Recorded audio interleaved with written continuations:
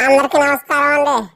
ప్రతి సంవత్సరం ఈ నెల వస్తే చాలు ఇక చూసుకొని ఆయన పుస్తకాలు, పెన్నులు, పేపర్లు మొత్తం కొనుక్కొచ్చి నోటు బుక్కులు కట్టాలయ్యా, పిన్నులు కొట్ట, కట్టెతో కట్ చెయ్య. ఇదే పని 4 గంటలు పట్టింది నా సాగరంగా. ఇవాళ ఖమ్మం పోయి పుస్తకాలు తెస్తానికి పోతే అక్కడ జనం చూసి తిరుపతిలోనే జనం తక్కువ అనిపించింది. అంత జనం.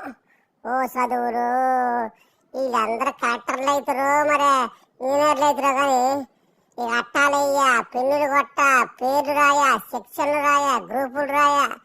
ప్రతి సంవత్సరం జూన్ నెల వచ్చిందంటే ఇక పెద్ద పని అవుతుంది. మరి మీరందరూ అట్టాలు వేసారా?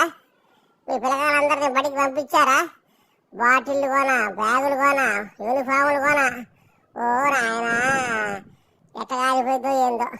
అందరి పిల్లలందరికీ కూడా all the best. Me Gunti Nagaraju.